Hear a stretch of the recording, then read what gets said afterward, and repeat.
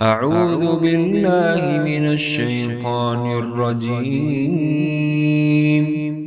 بسم الله الرحمن الرحيم. الحمد لله نحمده ونستعينه ونستغفره ونعوذ بالله من شرور أنفسنا ومن سيئات أعمالنا. من يهده الله فلا مضل له ومن يضلله فلا هادي له وأشهد أن لا إله إلا الله وأشهد أن محمدا عبده ورسوله. سابقہ دروس میں بعثت سے قبل کے کچھ اہم واقعات، بعثت سے قبل، نبی بنائے جانے سے قبل نبی کریم صلی اللہ علیہ وسلم کی زندگی کیسی تھی، اس سے متعلق گفتگو پیش کی جا چکی ہے. جب نبی کریم صلی اللہ علیہ وسلم 40 برس کے ہوئے، عموماً اسی عمر میں پیغمبر بھیجے جاتے ہیں. جب آپ 40 برس کے ہوئے، نبوت کی چمک دمک، نبوت کے دلائل ظاہر ہونے شروع ہو گئے. جابر بن سمرہ رضی اللہ تعالیٰ عنہ سے روایت ہے، وہ فرماتے ہیں نبی کریم صلی اللہ علیہ وسلم نے فرمایا انی لأعرف حجرا بمکہ، میں مکہ میں ایک پتھر کو جانتا ہوں. کان یسلم علی قبل ان ابعث، نبی بنائے جانے سے قبل یہ پتھر مجھے سلام کیا کرتا تھا. نبی بنائے جانے سے قبل یہ پتھر مجھے سلام کیا کرتا تھا. نبی بنائے جانے کے بعد آپ نے فرمایا میں اس پتھر کو اب بھی جانتا ہوں، پہچانتا ہوں. اور ساتھ ہی آپ صلی اللہ علیہ وسلم کو سچے خواب نظر آنے لگے. آپ جو بھی خواب دیکھتے وہ خواب روز روشن کی طرح حقیقت کا روپ اختیار کر لیتا تھا. اسی طرح آپ صلی اللہ علیہ وسلم کو خلوت اور گوشہ نشینی، لوگوں سے الگ رہنا، تنہائی اختیار کرنا آپ کو پسند آنے لگی. جب نبی کریم صلی اللہ علیہ وسلم کی عمر کا 41واں سال شروع ہوا، اب غار حرا میں عبادت میں مشغول تھے. جبریل علیہ السلام آپ کے پاس وحی لے کر کے اتر گئے. پیر کا دن تھا. نبی کریم صلی اللہ علیہ وسلم سے پیر کے روزے سے متعلق پوچھا گیا. آپ صلی اللہ علیہ وسلم نے فرمایا ذاک یوم ولدت فیہ، پیر کا دن وہ دن ہے جس میں میں پیدا ہوا. وَيَوْمٌ بُعِثْتُ، پیر کا دن وہ دن ہے جس میں نبی بنایا گیا، جس میں مجھ پر وحی اتاری گئی. پیر کا دن تھا، مہینہ رمضان کا تھا. اللہ نے فرمایا شہر رمضان الذی انزل فیہ القرآن، رمضان کا مہینہ وہ مہینہ ہے، وہ شہر ہے جس میں کہ قرآن اتارا گیا. رات قدر والی تھی. اللہ نے فرمایا انا انزلناہ فی لیلۃ القدر، ہم نے قرآن کو قدر والی رات میں اتارا ہے. تاریخ کون سی تھی؟ جس سال آپ نبی بنائے گئے اس سال تاریخ کون سی تھی؟ تاریخ کا تعین کیسے کیا جائے؟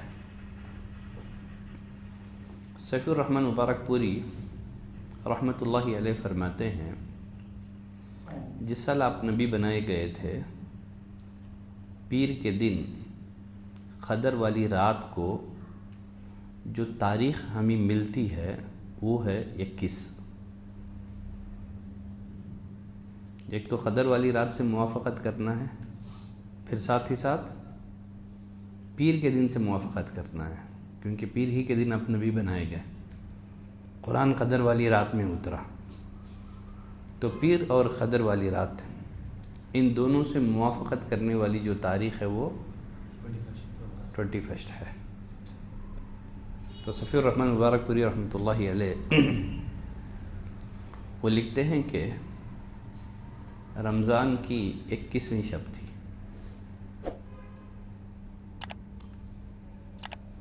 21ویں شب کی فجر طلوع ہونے سے قبل جبریل آپ کے پاس وحی لے کر کے آئے، نبوت کا تاج آپ کے سر پر رکھا گیا۔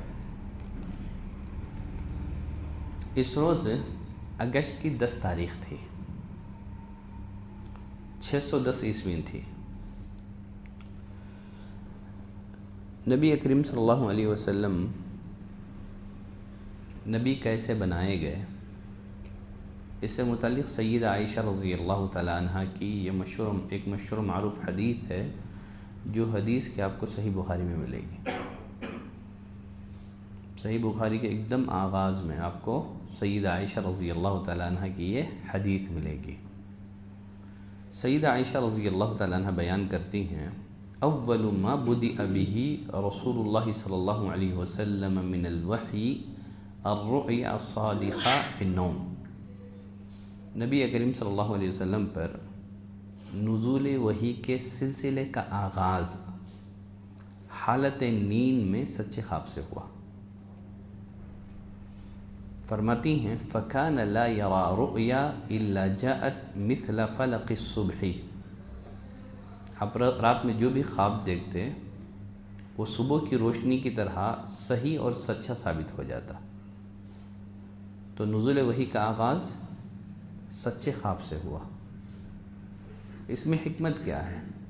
نزول وحی کا آغاز جو سچے خواب سے کیا گیا، اہل علم لکھتے ہیں تاکہ وحی کو اخذ کرنے کی مشق ہو جائے، تاکہ آپ وحی سے مانوس ہو جائے۔ اگر آپ وحی سے مانوس نہ ہوتے، وحی کو اخذ کرنے کی مشق نہ ہوتی، تو بعد میں آپ کے لیے وحی کو اخذ کرنا، وحی کو یاد کرنا مشکل ہو جاتا۔ تو پہلے ہی سے تاکہ وحی کو اخذ کرنے کی مشق ہو جائے، تاکہ آپ وحی سے مانوس ہو جائے، تو اسی لیے نزول وحی کے سلسلے کا آغاز سچے خواب سے ہوا۔ اچھے اور سچے خواب یہ نبوت کا 46واں حصہ ہے۔ 46واں سمجھتے ہیں نا، 46واں حصہ ہے۔ صحیح حدیث ہے، نبی کریم صلی اللہ علیہ وسلم نے فرمایا الرؤیا الحسنہ من الرجل الصالح، نیک آدمی کو آنے والا سچا خواب جزء من 46 جزءا من النبوہ، وہ نبوت کا 46واں حصہ ہے۔ نیک مومن کو، نیک آدمی کو آنے والا سچا خواب نبوت کا 46واں حصہ ہے، 46واں حصہ ہے۔ اس حدیث سے اہل علم نے ایک مسئلہ مستنبط کیا ہے۔ وہ مسئلہ یہ ہے، سچے خواب کا سلسلہ جو ہے 6 ماہ تک جاری رہا۔ سچے خواب کا سلسلہ 6 ماہ تک جاری رہا۔ 6 ماہ کے بعد جبریل آپ کے پاس وحی لے کر کے آئے۔ تو اس حدیث سے کیسے استدلال کیا گیا ہے کہ 6 ماہ تک سچے خواب آپ دیکھتے رہے، کیسے استدلال کیا گیا ہے؟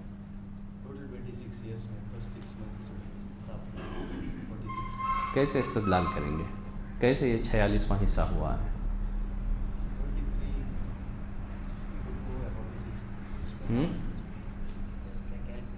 وہی کیلکولیشن کر کے مجھے بتاؤ نا۔ 40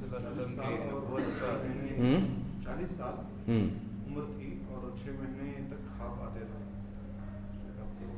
40 سال عمر تھی، نبوت کا ٹوٹل ڈیوریشن 23 ایئر، ٹھیک ہے۔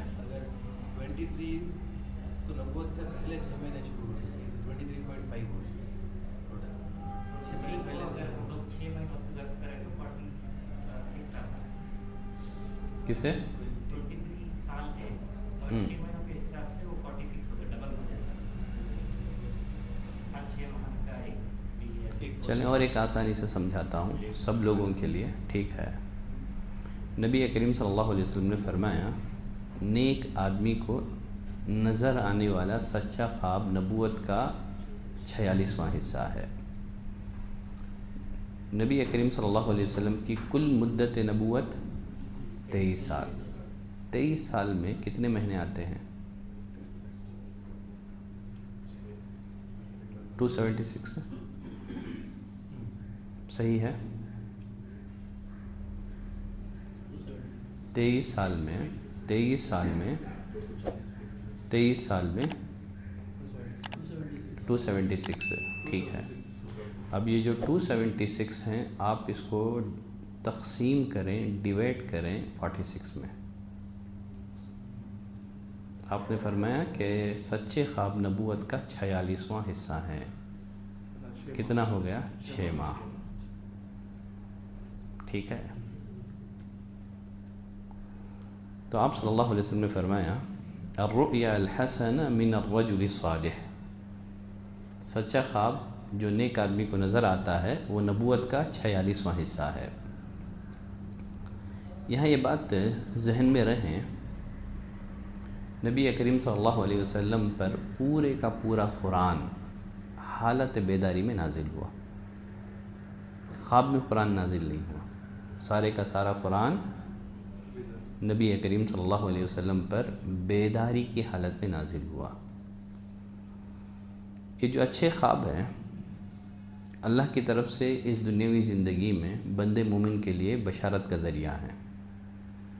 جیسے ایک حدیث میں نبی کریم صلی اللہ علیہ وسلم نے فرمایا ایھا الناس، اے لوگوں، انہ لم یبقى من مبشرات النبوہ، اے لوگوں، نبوت کی خوشخبریوں میں سے صرف سچے خواب ہی باقی رہ گئے ہیں۔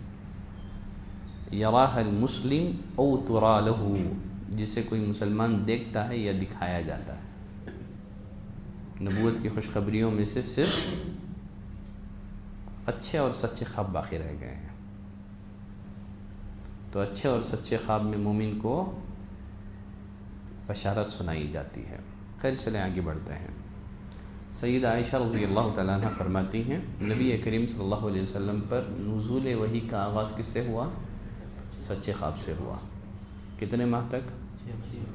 6 ماہ تک آپ کو جو ہے خواب نظر آتے تھے، آپ رات میں جو دیکھتے تھے صبح کی روشنی کی طرح وہ خواب سچا اور صحیح ثابت ہو جاتا تھا۔ آگے سیدہ عائشہ فرماتی ہیں ثم حبب الیہ الخلا، پھر اس کے بعد نبی کریم صلی اللہ علیہ وسلم کو تنہائی بھلی لگنے لگی، آپ کو تنہائی اچھی لگنے لگی۔ وَكَانَ يَخْلُو بِغَارِ حِرَاءَ فَيَتَحَنَّثُ فِيهِ اللَّيَالِيَ ذَوَاتِ الْعَدَدِ، آپ صلی اللہ علیہ وسلم غار حراء میں خلوت نشین ہوتے تھے، لوگوں سے الگ تھلگ ہو کر کے غار حراء میں کئی راتیں گھر لوٹے بغیر اللہ کی عبادت میں گزارا کرتے تھے۔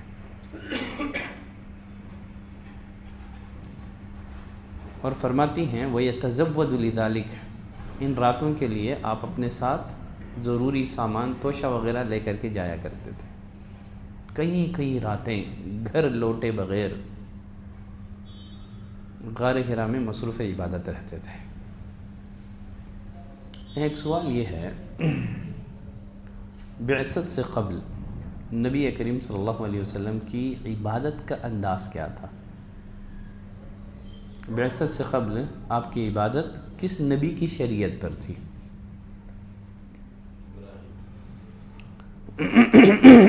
اہل علم کے صحیح قول کے مطابق بعثت سے قبل نبی کریم صلی اللہ علیہ وسلم کی عبادت ابراہیم علیہ السلام کی شریعت کے مطابق اور موافق تھی۔ دیکھیے زمانے جاہلیت میں جہاں ہر طرف بت پرستی عام تھی، شرک عام تھا، اس ماحول میں بھی کچھ لوگ تھے جو ملت ابراہیمی پر برابر قائم تھے، زمانے جاہلیت میں بھی لوگوں کا ایک طبقہ ایسا تھا شرک اور کفر عام ہونے کے باوجود توحید پر قائم تھے. زمانے جاہلیت میں بھی انہوں نے شرک نہیں کیا. کچھ نام بتا سکتے ہیں؟ ٹھیک ہے. ان میں سے ورقہ بن نوفل. ٹھیک ہے. خس بن سعد الایادی. کیا ہے خس بن سعد الایادی؟ یہ زمانے جاہلیت کے بڑے اچھے خطیب تھے. ان کی سیرت میں لکھا گیا ہے کہ سب سے پہلے منبر پر خطبہ دینے کا جو رواج ہے نا انہوں نے ہی جاری کیا تھا. لاٹھی پکڑ کر کے خطبہ دینا انہوں نے ہی شروع کیا تھا. خس بن سعد الایادی. اسی طرح سے زمانے جاہلیت میں جو لوگ توحید پر قائم تھے ان میں سے ایک نام ہے زید بن عمرو بن نفیل. زید بن عمرو بن نفیل. ارباب بن ابن ریعاب. سوید بن عامر. تو اس طرح ایک بڑی تعداد ایسی ہے جو زمانے جاہلیت میں توحید پر قائم تھے. انہوں نے شرک نہیں کیا زمانے جاہلیت میں بھی. تو غرض نبوت سے قبل آپ کی عبادت کا انداز کیا تھا؟ آپ ابراہیم علیہ السلام کی شریعت کے مطابق اللہ کی عبادت کرتے تھے.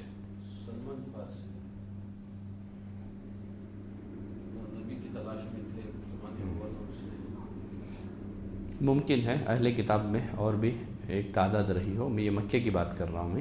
ٹھیک ہے. آگے بڑھتے ہیں. ایک قول یہ بھی ہے اہل علم کا نبوت سے قبل آپ کی عبادت یہ تھی کہ آپ آسمان اور زمین میں غور و فکر کیا کرتے تھے. وَيَتَفَكَّرُونَ فِي خَلْقِ السَّمَاوَاتِ وَالْأَرْضِ رَبَّنَا مَا خَلَقْتَ هَذَا بَاطِلًا. آپ آسمان اور زمین میں غور و فکر کرتے تھے. آسمان کی بادشاہت میں غور و فکر کرتے تھے. جو کوئی آسمان اور زمین میں غور و فکر کرے گا عظیم سلطنت پر غور و فکر کرے گا تو یقیناً اس نتیجے پر پہنچے گا ربنا ما خلقت هذا باطلا. اے میرے رب تو نے آسمان اور زمین کو بے مقصد نہیں پیدا کیا ہے اور ہماری تخلیق بھی بے مقصد نہیں ہے. تو نے ہمیں بھی بے مقصد نہیں پیدا کیا ہے. تو یہ قول یہ بھی ہے کہ بعثت سے قبل آپ کی عبادت کیا تھی؟ آپ آسمان زمین میں غور و فکر کیا کرتے تھے. نبی کریم صلی اللہ علیہ وسلم نے گوشہ نشینی کے لیے غار حرا کا انتخاب کیا. آدمی اگر غار حرا میں کھڑے ہو کر کے دیکھیں اس کے سامنے جو ہے نا تا حد نگاہ پہاڑوں کا سلسلہ دکھائی دے گا. ایسے محسوس ہوگا گویا پہاڑ اللہ کی عظمت کے سامنے جھکے ہوئے ہیں. آسمان نظر آئے گا. گوشہ نشینی کے لیے غور و فکر کے لیے غار حرا ایک مناسب جگہ تھی اور وہاں سے پورا مکہ بھی دکھائی دیتا تھا. آپ صلی اللہ علیہ وسلم وہاں بیٹھ کر کے قوم کی برائیوں کے بارے میں فکر کیا کرتے تھے کہ قوم کو کیسے سدھارا جائے, ان کو کیسے صحیح راہ پر لایا جائے, قوم میں موجودہ برائیوں کا خاتمہ کیسے کیا جائے. تو آپ صلی اللہ علیہ وسلم غار حرا میں بیٹھ کر کے غور و فکر بھی کیا کرتے تھے. نبوت سے کچھ عرصہ قبل نبی کریم صلی اللہ علیہ وسلم کے دل میں گوشہ نشینی کا جو شوق پیدا کیا گیا اس کی حکمت اہل علم یہ بھی بیان کرتے ہیں تاکہ آپ کا دل, دماغ اور آپ کی روح نبوت کی عظیم ذمہ داری کو قبول کرنے کے لیے تیار ہو جائے, تاکہ آپ کا دل, دماغ, آپ کی روح نبوت کی عظیم ذمہ داری کو قبول کرنے کے لیے تیار ہو جائے جو عنقریب آپ کے حوالے کی جانے والی تھی, جو عنقریب آپ کے سپرد کی جانے والی تھی. دیکھیے گوشہ نشینی جو ہے, خلوت اختیار کرنا, گوشہ نشینی یہ بہت مفید ہے ہر مسلمان کے لیے. گوشہ نشینی کی ایک شکل جو ہے وہ ہے رمضان میں اعتکاف. یہ جو رمضان میں ہم لوگ اعتکاف کرتے ہیں یہ بھی کیا ہے؟ گوشہ نشینی کی ایک شکل, ایک صورت ہے. یہ ہر مسلمان کو چاہیے کہ کم از کم رمضان میں اعتکاف کا اہتمام کرے، تاکہ اس کا دل اور دماغ گناہوں کی جن گندگیوں سے آلودہ ہو چکا ہے تاکہ پاک صاف ہو جائے۔ تو ہر مسلمان کو علی الاقل رمضان کے مہینے میں اعتکاف کا اہتمام کرنا چاہیے۔ اعتکاف کے بے شمار فائدے ہیں۔ دیکھیں ایک بات ذہن میں رکھیں، ہمیشہ ہمیش کے لیے معاشرے سے الگ تھلگ ہو جانا نبی کریم صلی اللہ علیہ وسلم کے ارشادات اور آپ کی عملی سنت کے خلاف ہے۔ ہمیشہ کے لیے معاشرے سے الگ تھلگ ہو جانا، جنگلات میں جا کر کے کٹیا وغیرہ جھوپڑی وغیرہ بنا کر کے ہمیشہ ہمیش کے لیے عبادت میں مشغول اور مصروف ہو جانا، یا دوسرے الفاظ میں رہبانیت اختیار کرنا، دنیا کو ترک کر دینا، سنیاسی بن جانا، یہ نبی کریم صلی اللہ علیہ وسلم کی تعلیمات کے خلاف ہے۔ اسلام میں رہبانیت نہیں ہے، بلکہ ایک حدیث میں نبی کریم صلی اللہ علیہ وسلم نے فرمایا المؤمن الذي يخالط الناس ويصبر على آذاهم خیر من المؤمن الذي لا يخالط الناس ولا يصبر على آذاهم۔ جو مومن لوگوں سے ملتا ہے، ان کی تکلیف دہ باتوں پر صبر کرتا ہے، ایسا مومن بہتر ہے اس مومن سے جو لوگوں سے ملتا نہیں ہے اور ان کی تکلیف دہ باتوں پر صبر نہیں کرتا ہے۔ تو آدمی ہمیشہ ہمیش کے لیے معاشرے سے الگ تھلگ ہو جائے، یہ نبی کریم صلی اللہ علیہ وسلم کی تعلیمات اور آپ کے ارشادات کے خلاف ہے۔ خاص کر جو لوگ دعوت و تبلیغ کا کام کرتے ہیں، ان لوگوں کو چاہیے کہ کچھ وقت کے لیے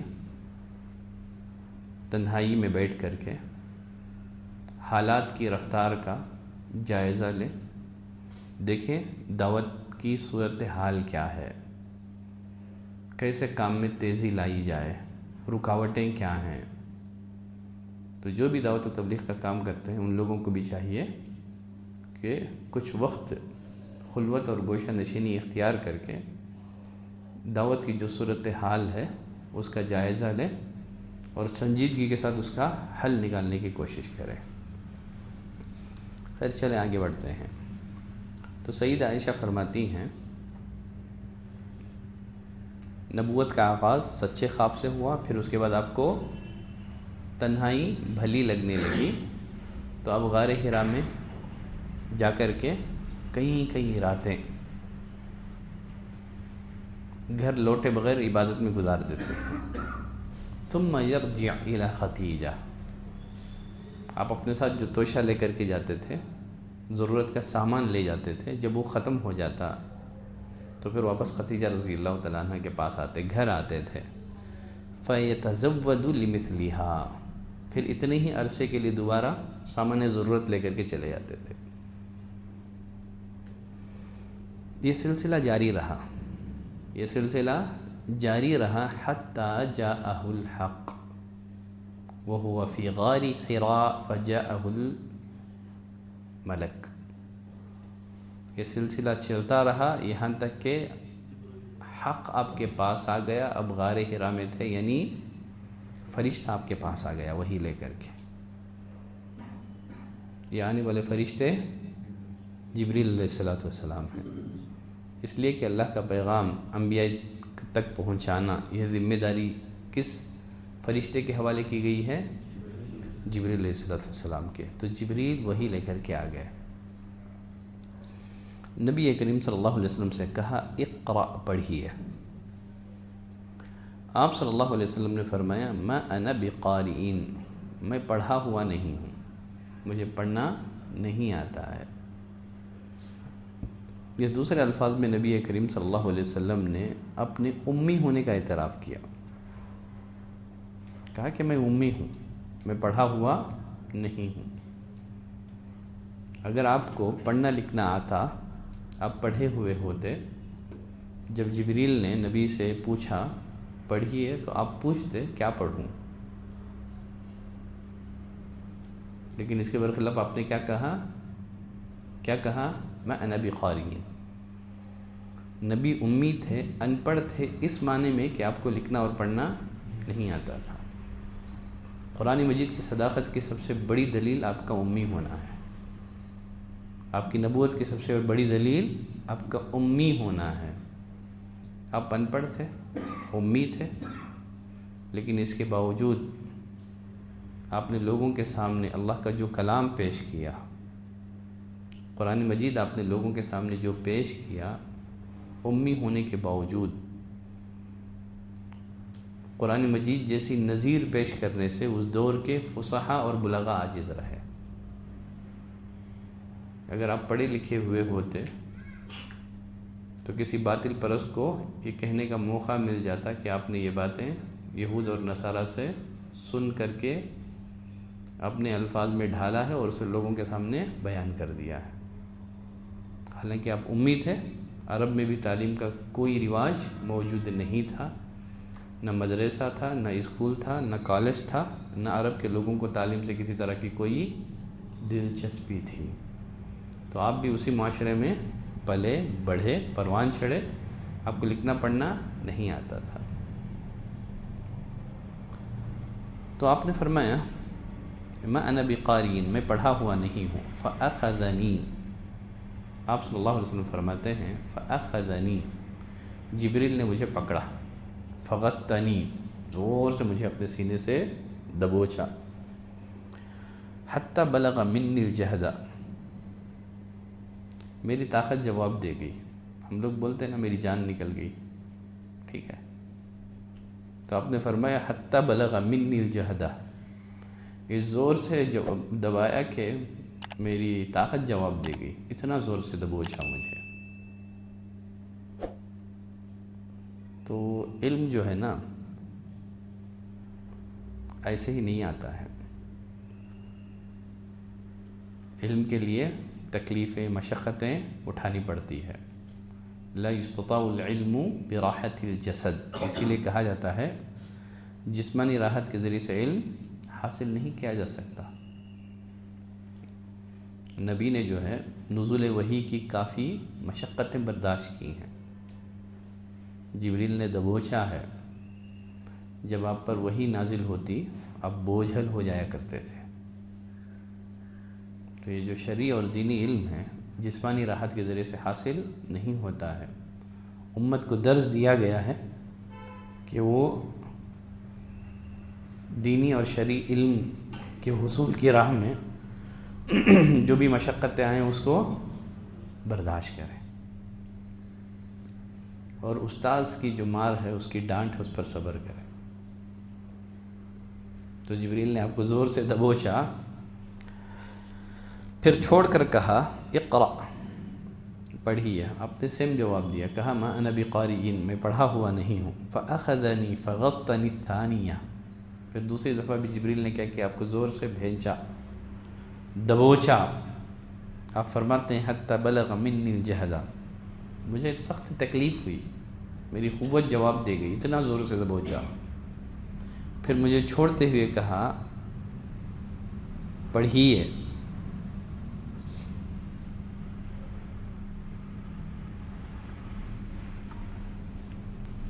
آپ نے فرمایا ما انا بقاری، مجھے پڑھنا نہیں آتا ہے۔ فاخذنی فغتنی الثالثہ، پھر تیسری دفعہ بھی جبریل نے کیا کیا، مجھے دبوچا، یہاں تک کہ میری قوت جواب دے گئی۔ پھر مجھے چھوڑ کر کے کہا اقرأ باسم ربک الذی خلق، خلق الانسان من علق، اقرأ وربک الاکرم الذی علم بالقلم، علم الانسان ما لم يعلم۔ اللہ بہتر جانتا ہے اس وقت کا ماحول کیا ہوگا، جب نبی پر یہ وحی اتری اس وقت کا ماحول کیا ہوگا، غار حرا کا ماحول کیا ہوگا، اللہ ہی بہتر جانتا ہے۔ تو سورۃ العلق کی ان ابتدائی آیتوں کے ذریعے نبوت کا تاج آپ صلی اللہ علیہ وسلم کے سر پر رکھا گیا۔ جبریل علیہ السلام نے نبی کریم صلی اللہ علیہ وسلم کو 3 دفعہ سینے سے دبوچا، پھر چھوڑ کر کے کہا پڑھیے۔ آپ نے جواب دیا کہ میں پڑھنا نہیں جانتا ہوں۔ اس سے ایک بات سمجھ میں آئی اس سے ایک بات واضح ہوئی، وہ بات یہ ہے کہ وحی ایک خارجی چیز ہے، نبی کریم صلی اللہ علیہ وسلم کی ذات سے الگ چیز ہے۔ وحی نبی کریم صلی اللہ علیہ وسلم کی ذات سے ایک الگ چیز ہے، یہ خارجی چیز ہے۔ وہی نبی کریم صلی اللہ علیہ وسلم کے افکار اور خیالات کا مجموعہ نہیں ہے۔ بہت سارے مستشرقین اور دشمنان اسلام یہ بات ثابت کرنے کی کوشش کرتے ہیں کہ قرآن یہ نبی کا اپنا اختراع ہے، نعوذ باللہ، نبی نے اسے خود گھڑا ہے۔ قرآن نبی کریم صلی اللہ علیہ وسلم کے افکار اور نظریات کا مجموعہ ہے، حالانکہ قرآن یہ خارجی چیز ہے، نبی کریم صلی اللہ علیہ وسلم کی ذات سے ایک الگ چیز ہے۔ قرآن آپ کے افکار اور خیالات کا مجموعہ نہیں ہے۔ دیکھیے، اگر وحی کوئی داخلی چیز ہوتی، وحی آپ کے افکار اور خیالات کا مجموعہ ہوتی، قرآن آپ کے افکار اور خیالات کا مجموعہ ہوتا، تو قرآن میں ایسی آیتیں نہ ہوتی جن میں نبی کریم صلی اللہ علیہ وسلم کو کسی کام پر ٹوکا گیا ہو یا ناراضگی کا اظہار کیا گیا ہو۔ کوئی عقل مند خود کو ملامت کرے گا کیا؟ کرے گا؟ بلکہ بعض دفعہ تو دھمکی کا اسلوب بھی اپنایا گیا، وَلَوْ تَقَوَّلَ عَلَيْنَا بَعْضَ الْأَقَاوِيلِ لَأَخَذْنَا مِنْهُ بِالْيَمِينِ، اگر قرآن میں اپنی طرف سے کچھ گھڑ کے اگر پیش کریں تو داہنا ہاتھ پکڑ کے شہرگ کاٹ دیں گے۔ تو قرآن میں ایسی آیتیں نہ ہوتی جن میں نبی کریم صلی اللہ علیہ وسلم کو ڈانٹا گیا ہے یا ناراضگی کا اظہار کیا گیا ہے۔ بسا اوقات ایسے ہوتا، نبی کریم صلی اللہ علیہ وسلم سے کسی چیز کے بارے میں سوال کیا جاتا، آپ فوراً جواب نہیں دیتے، کئی دن گزر جاتے تھے، لوگوں کو آپ کی نبوت کے بارے میں شک تک ہو جاتا تھا۔ جب تک اللہ کی طرف سے وحی نہیں آتی تھی، آپ لوگوں کے سوالات کا جواب نہیں دیتے تھے۔ دیکھیں، وہی داخلی چیز ہوتی، آپ کے افکار اور خیالات کا مجموعہ ہوتا، فوراً گھڑتے لوگوں کے سامنے بیان کرتے تھے۔ دیکھیے، خود سید عائشہ رضی اللہ تعالیٰ عنہ پر منافقین نے بدکاری کا الزام لگایا۔ کتنے دنوں تک آپ پریشان رہے، آپ لوگوں سے پوچھتے رہے کیا خیال ہے سیدہ عائشہ کے بارے میں، کیا وہ ایسی کر سکتی ہے؟ اگر وہی آپ کے افکار اور خیالات کا مجموعہ ہوتا، آپ گھڑ کر کے سیدہ عائشہ کی صفائی لوگوں کے سامنے پیش کر دیتے تھے۔ جب تک وہی نہیں آئی، آپ جواب نہیں دے سکے۔ تو اس بات کی دلیل ہے کہ وہی داخلی چیز نہیں ہے، بلکہ وہی یہ خارجی چیز ہے، آپ کی ذات سے ایک الگ چیز ہے۔ یہ خارجی حقیقت کو قبول کرنے کا نام وحی ہے۔ پھر اسی طرح سے قرآن مجید میں بہت ساری ایسے قوموں کے حالات بیان کیے گئے ہیں جن کا نام و نشان مٹ چکا تھا، جنہیں عرب کے لوگ پہچانتے تک نہیں تھے۔ اس دور میں یہود اور نصارہ یہ شرعی علوم کے عالم اور ماہر سمجھے جاتے تھے، ان کے پاس بھی ان قوموں کے بارے میں معلومات نہیں تھیں جو معلومات کے قرآن نے بیان کی ہیں۔ پھر نبی کریم صلی اللہ علیہ وسلم کو ان حالات اور ان واقعات کا علم کیسے ہو گیا؟ جن قوموں کا نام و نشان مٹ چکا ہو، جن کے بارے میں اس دور کے یہود اور نصارہ تک نہ جانتے ہو، جب قرآن ان قوموں کے واقعات بیان کرتا ہے تو اس بات کی دلیل کیا ہے کہ وہی ایک خارجی چیز ہے، رب العالمین نے آپ کو سکھایا ہے۔ اس سے پہلے ہمارا ایک درس ریکارڈ ہو چکا ہے، یہاں ایک درس میں دے چکا ہوں۔ درس کیا ہے؟ یاد ہے کسی کو؟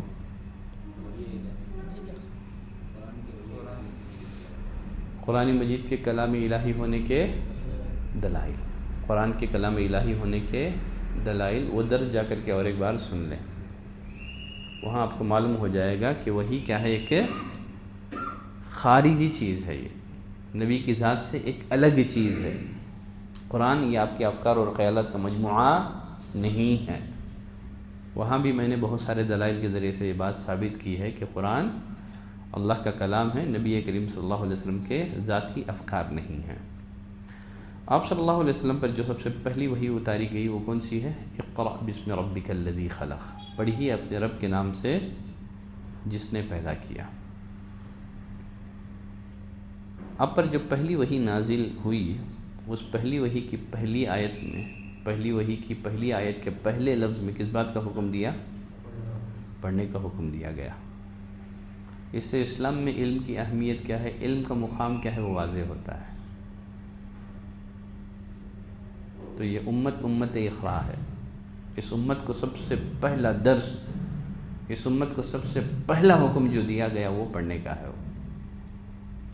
جیسے میں نے پہلے بھی کہا تھا، یہ امت اقراء ہے ولیکن لا تقرأ ہے تو امت اقراء لیکن لا تقرأ، پڑھتی نہیں ہے، تب تعلیم سے اس امت کو کسی طرح کی کوئی دلچسپی نہیں ہے۔ تو اسلام میں تعلیم کی اہمیت کا اندازہ ہوتا ہے کہ اسلامی جو تاریخ ہے اس کی بنیاد ہی کس پر رکھی گئی ہے؟ علم پر رکھی گئی ہے، پڑھنے پر رکھی گئی ہے۔ بلکہ اگر یہ قدم آگے بڑھ کر کے میں کہوں، تاریخ انسانی کی تاریخ بھی علم ہی پر رکھی گئی ہے۔ اللہ نے آدم علیہ السلام کو پیدا کرنے کے بعد وَعَلَّمَ آدَمَ الْأَسْمَاءَ كُلَّهَا، اللہ نے آدم علیہ السلام کو ساری چیزوں کے نام سکھائے۔ پھر اس کے بعد والے رکوع میں اللہ تعالیٰ نے آدم علیہ السلام کی علمی برتری کو ثابت کرنے کے لیے فرشتوں کو حکم دیا کہ آدم کو سجدہ کرے۔ یہ ان کے علم کی وجہ سے ہے، یہ ورنہ عبادت تو فرشتے اللہ کے آدم سے زیادہ کرتے ہیں، لیکن اللہ نے آدم کو وہ علم عطا کیا تھا جو فرشتوں کو حاصل نہیں تھا۔ کسی ایک پہلو سے نتیجے تک پہنچ جانا، یہ علم اللہ نے دیا تھا۔ قیامت تک آنے والے ساری چیزوں کے نام اللہ نے آدم کو بتا دیے تھے، ان کی خاصیتیں کیا ہیں اللہ نے آدم علیہ السلام کو بتا دی تھی۔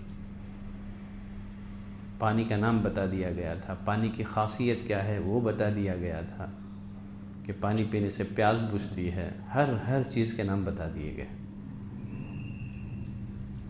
جو اس علم میں جتنی محنت کرے گا اسے اس علم کا اتنا حصہ ملے گا۔ اس میں مسلم اور غیر مسلم کی کوئی تفریق نہیں ہے، اس علم کے لیے مسلم اور غیر مسلم کی کوئی تفریق نہیں ہے۔ جو محنت کرے گا اسے حاصل ہوگا، وہ دنیا میں راج کرے گا۔ ریڈ اینڈ لیڈ، جو پڑھتے ہیں وہ امامت کرتے ہیں، جو تعلیم سے بھاگتے ہیں وہ ذلیل و خوار ہوتے ہیں۔ آج مسلمان ذلت اور پستی کا شکار اس لیے بھی ہیں کہ انہوں نے تعلیم سے اپنا تعلق ختم کر لیا۔ ہر نفع بخش ہمیں علم سیکھنا چاہیے، دنیاوی علوم بھی ہمیں سیکھنا چاہیے، لیکن دینی علم کے ساتھ، بسم ربک الذی خلق۔ دنیاوی علم بھی سیکھیں لیکن اللہ کے نام کے ساتھ۔ تو اسلام میں علم کا مقام کیا ہے وہ بھی واضح ہو گیا۔ دیکھیں نبی کریم صلی اللہ علیہ وسلم جس ماحول میں نبی بنا کر کے بھیجے گئے تھے، وہاں ہر طرح کی اخلاقی بیماریاں عام تھیں، بدعقیدگیاں عام تھیں۔ آپ صلی اللہ علیہ وسلم جس دور میں بھیجے گئے تھے، آپ کے دور کو کیا کہا جاتا ہے؟ جاہلیت، زمانے جاہلیت بولتے ہیں نا۔ تو جاہلیت کا مقابلہ علم سے ہی ہوگا، جاہلیت کا مقابلہ علم سے ہی ہوگا۔ علم کی روشنی سے ہی جاہلیت کی تاریکیاں ختم ہو سکتی ہیں۔ تو اللہ تعالیٰ نے پہلی وحی اتاری علم کی۔ معاشرے میں جس قدر علم عام ہوگا اسی قدر جہالت کی تاریکیاں چھٹتی چلی جائیں گی۔ تو علم کی شمع روشن کی گئی، علم پر توجہ دیں، علم حاصل کریں، لوگوں کو علم سے آراستہ کریں، خود بخود یہ جو تاریکیاں ہیں، جہالت ہیں، یہ اپنا دائرہ سمیٹتی ہوئی چلی جائیں گی۔ پہلی وحی میں قلم کی اہمیت کو بھی واضح کیا گیا، اس لیے کہ آنے والی نسلوں تک علم کو منتقل کرنے کا ذریعہ کیا ہے؟ قلم ہی ہے۔ اب تو دوسرے ذرائع بھی ہو گئے ہیں، ٹھیک ہے، لیکن آج بھی قلم کی اہمیت اپنی جگہ مسلم ہے۔ قلم میں ضروری نہیں ہے کہ قلم ہی ہو، یہ ٹائپنگ بھی قلم ہی ہے، یہ جو ٹائپنگ ہے وہ بھی کیا ہے؟ ایک طرح سے قلم ہی ہے۔ تو قلم ہی کے ذریعے سے سابقہ علوم اور فنون ہم تک منتقل ہوئے ہیں۔ تو غرض اقرأ بسم ربک الذی خلق، پڑھیے اپنے رب کے نام سے جس نے پیدا کیا۔ خلق الانسان من علق، اس نے انسان کو جمے ہوئے خون سے پیدا کیا۔ اقرأ وربک الاکرم، پڑھیے آپ کا رب بڑا کریم ہے۔ اقرأ وربک الاکرم الذی علم بالقلم، جس نے قلم کے ذریعے سے سکھایا۔ وعلم الانسان ما لم یعلم، انسان کو وہ علم سکھایا جو وہ نہیں جانتا تھا۔ خیر چلے، آپ صلی اللہ علیہ وسلم پر پہلی وحی نازل ہو گئی، یہ پہلا تجربہ تھا نبی کریم صلی اللہ علیہ وسلم کو۔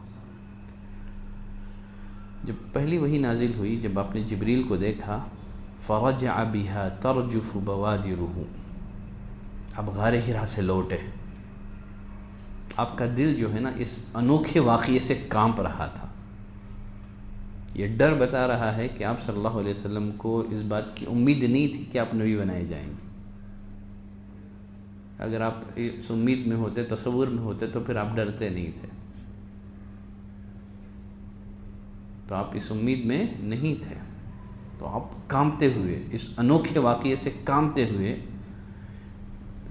سیدہ خدیجہ رضی اللہ تعالیٰ عنہ کے پاس آئے۔ حتی دخل علی خدیجہ فقال زملونی زملونی، کہا چادر اڑا دو، چادر اڑا دو۔ آپ پر چادر اڑا دی گئی۔ حتی ذهب عنہ الروع، یہاں تک کہ ڈر اور خوف کی کیفیت ختم ہو گئی۔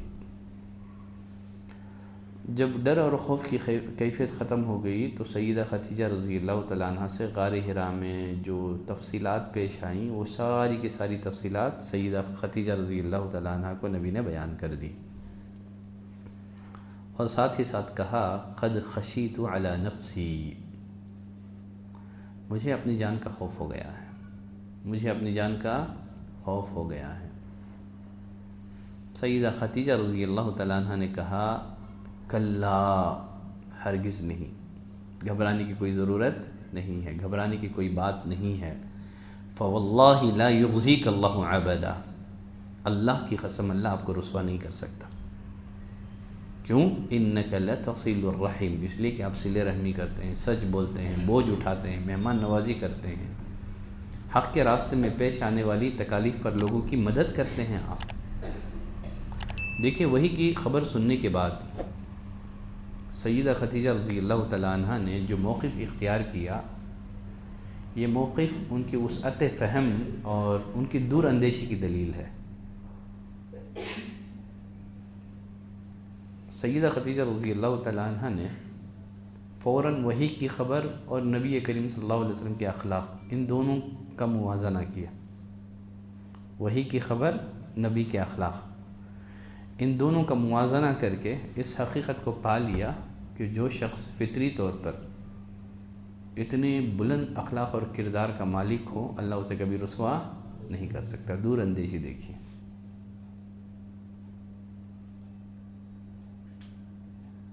تو کہا اللہ کی قسم اللہ آپ کو رسوا نہیں کرے گا، اس لیے کہ آپ صلہ رحمی کرتے ہیں۔ کسی بھی انسان کے اخلاق کو معلوم کرنے کا پہلا آئینہ کیا ہے؟ رشتہ داروں کے ساتھ اس کا معاملہ ہے۔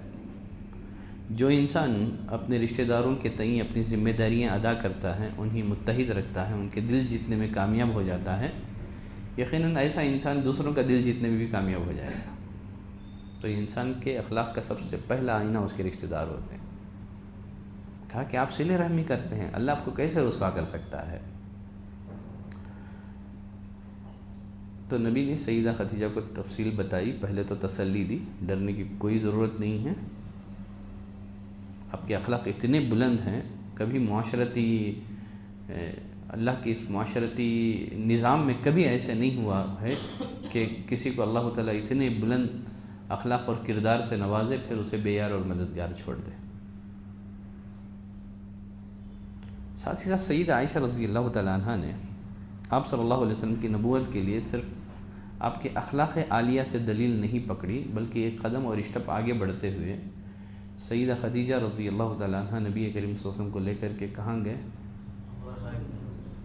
چاہتے تو کسی کاہن جادوگر کے پاس بھی جا سکتے تھے، بھوت دیکھ لیا ہے آپ نے، ہے نا؟ اگر ہم اپنی عورتوں کو بول دیں ٹھیک ہے سیدھا درگاہ لے کے چلے جائیں گے،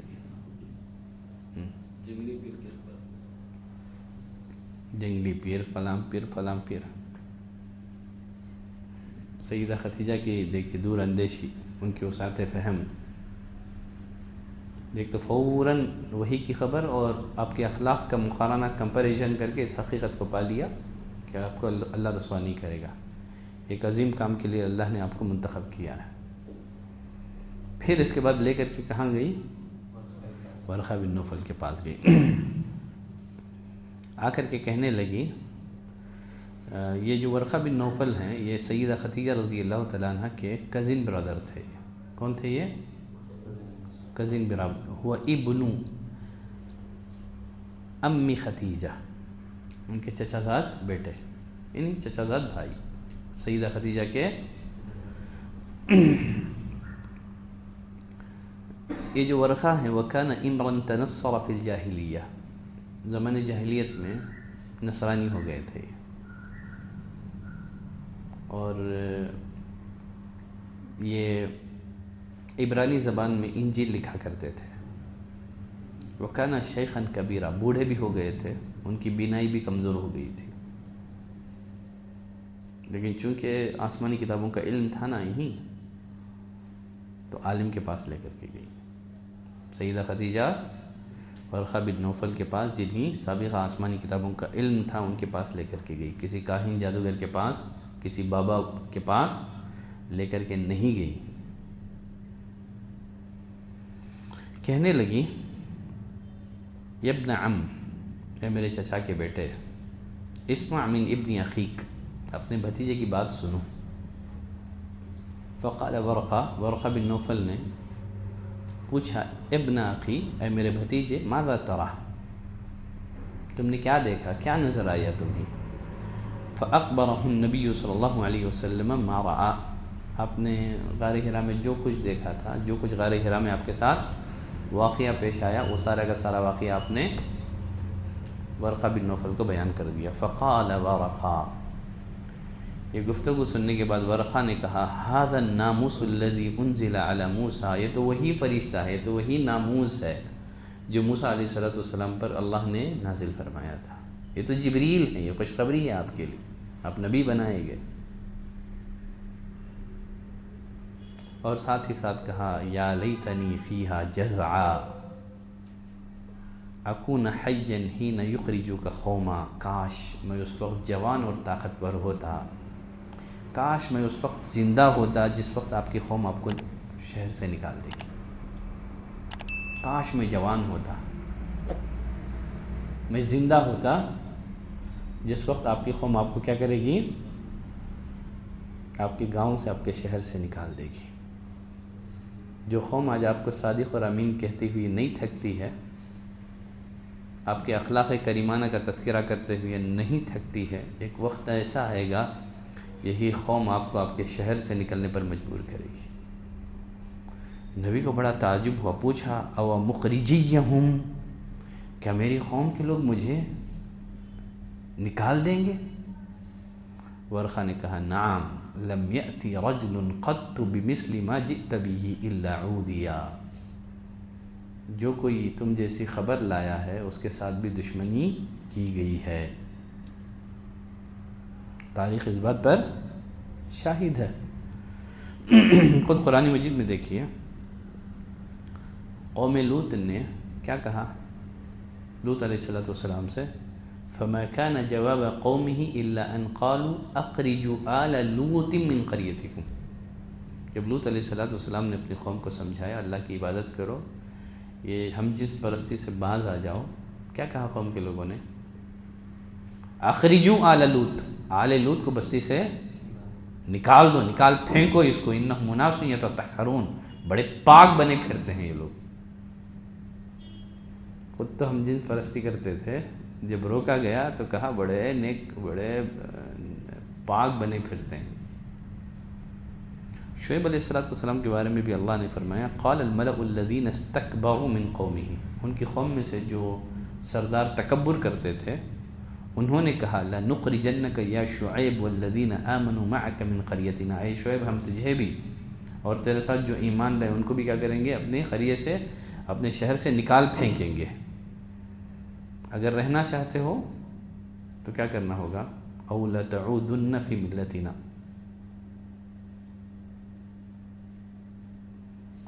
کیا بن کے رہنا ہوگا، ہمارے دین کو اختیار کرنا ہوگا، ٹھیک ہے، جے شری رام کہنا ہوگا، انڈیا میں رہنا ہو تو، ورنہ نکال پھینکیں گے۔ اسی طرح کی بات ہے، اسی طرح کی بات ہے، یا تو نکال دیں گے، رہنا ہے ہمارا جو دین ہے نا اس کو اپناؤ، اختیار کرو۔ تو یہ جو اب جو ہو رہا ہے کوئی نئی اور انوکھی بات نہیں ہے، یہ سب چیزیں تجربے ہو چکے ہیں ماضی میں، اللہ نے ایمان والوں کی مدد کی ہے، گھبرانے کی کچھ بھی ضرورت نہیں ہے۔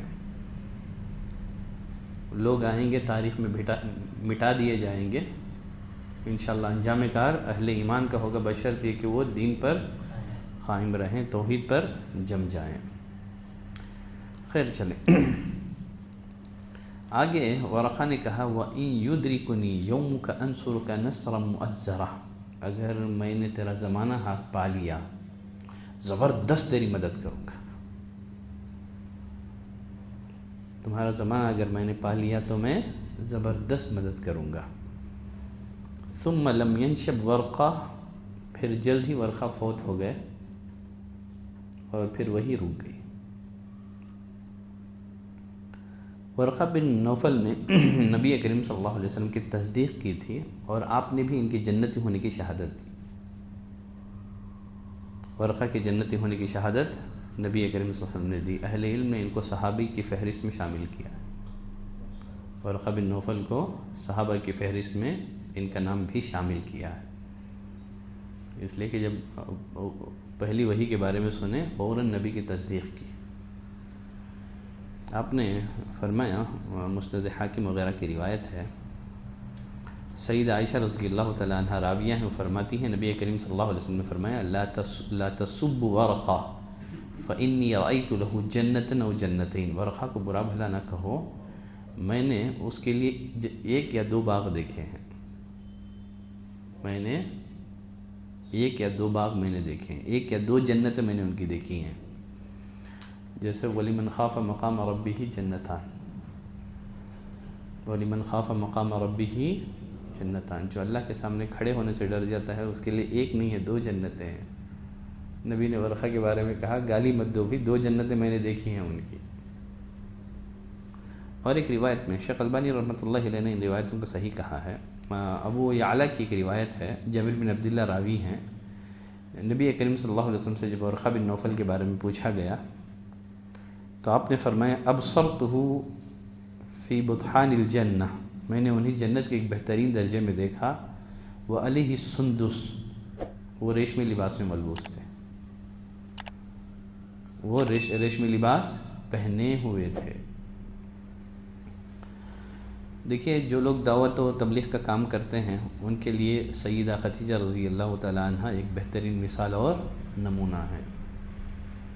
سیدہ خدیجہ رضی اللہ تعالیٰ عنہ نے ہر چیز کی قربانی دی، اب گھر سے الگ رہتے تھے، ایک داعی کو گھر سے الگ رہنا پڑتا ہے، لوگوں میں دعوت و تبلیغ کا کام کرنا پڑتا ہے، لیکن موجودہ دور کی عورتیں ایک رات کے لیے بھی شوہروں کو باہر نہیں بھیجتی ہیں۔ تو جو بھی دعوت و تبلیغ کا کام کرتے ہیں ان کی بیویوں کو چاہیے کہ سیدہ خدیجہ رضی اللہ تعالیٰ عنہ کی سیرت کو پڑھیں، ان کی سیرت کو اسوہ اور نمونہ بنائیں۔ آپ تو نبی بنائے جانے سے قبل غار حرا میں کئی راتیں عبادت میں گزار دیتے تھے، پھر آپ دعوتی مشن میں لگے ہوئے ہیں، لوگوں کو دعوت دے رہے ہیں۔ سیدہ عائشہ خدیجہ مالدار بھی تھی، انہوں نے نبی کریم صلی اللہ علیہ وسلم کی ہر طور طریقے سے مدد کی، مال کے ذریعے سے مدد کی، ہر طرح سے سیدہ خدیجہ نے نبی کو سہارا دیا.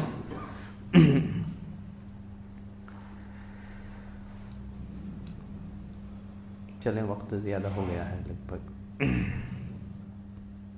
کیا ہے یہ ٹائم؟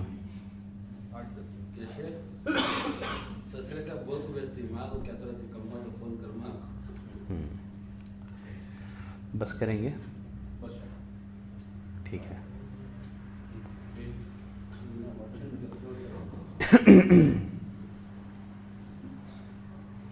چلیں بس کرتے ہیں. باقی ابھی ایک موضوع تھا ہمارے پاس، وحی کی قسمیں. وحی کی قسمیں اگلی کلاس میں ہی میں وحی کی شکلیں، وحی کی صورتیں، پھر ایسے ہی انشاءاللہ سیرت کا جو ہمارا جو سلسلہ ہے ہم اس کو آگے بڑھائیں گے. صلی اللہ علیہ نبینا محمد وعلی آلہ وصحبہ وسلم تسلیما کثیرا. سبحانک اللہم وبحمدک اشہد ان لا الہ الا انت استغفرک واتوب الیک.